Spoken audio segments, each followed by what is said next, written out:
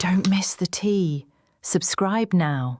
Oh my God, pour yourself another glass of wine and listen, because I have to tell you about what happened at work today. You know how I've been complaining about Paul, the one who thinks he's God's gift to strategy. Girl, you are not going to believe this tea. So it's the mid-2000s, right?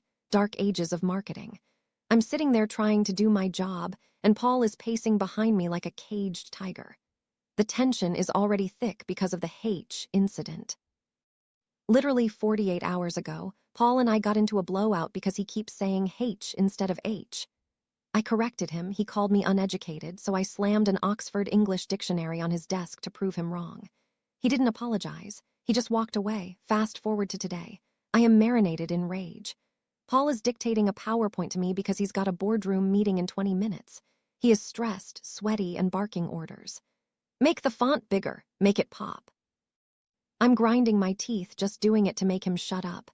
Then we get to the bullet points.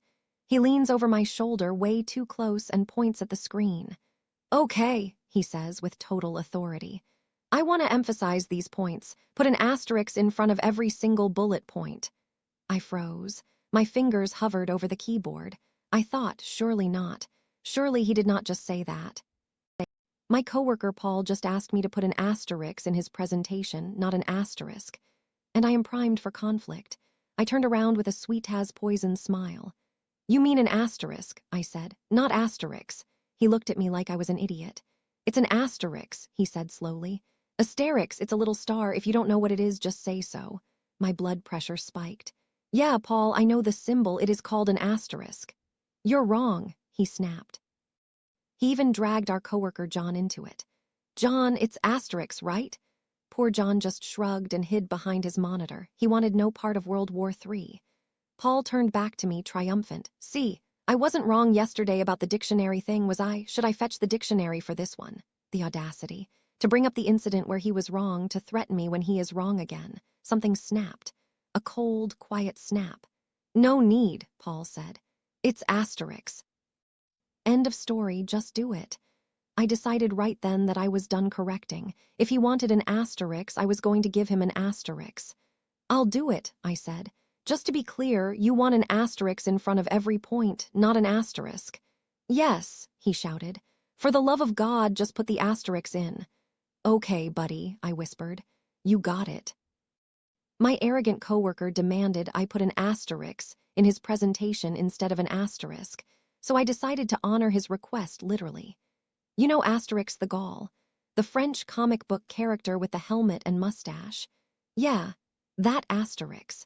Since Paul was convinced the punctuation mark was named after a cartoon warrior, I went to Google Images. I found a glorious image of Asterix wagging his finger triumphantly. It was the visual embodiment of actually, you're wrong. Paul was at the printer, so I worked fast.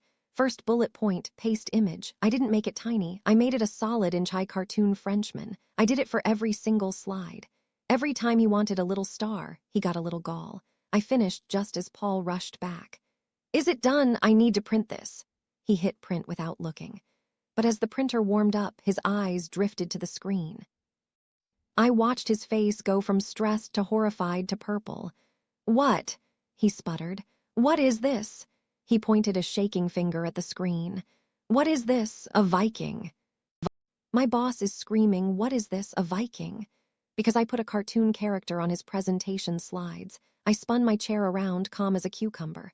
I'm confused, Paul. It's Asterix. He's a Gaul, not a Viking, but that's what you demanded. He gaped at me. I said. You said you wanted an Asterix, I interrupted helpfully. We had a whole conversation. You were adamant. John heard me. Paul looked at the clock. He had 2 minutes to get to the boardroom. He looked at the printer, churning out pages of sales figures featuring a cartoon character finger-wagging at them. He knew I had him. He realized his arrogance led him into a trap laid by a French comic. It was your second loss in 2 days, I said cheerfully. I don't think you'll be needing that dictionary today, right? He didn't say a word. He grabbed the papers. He didn't have time to reprint and ran out.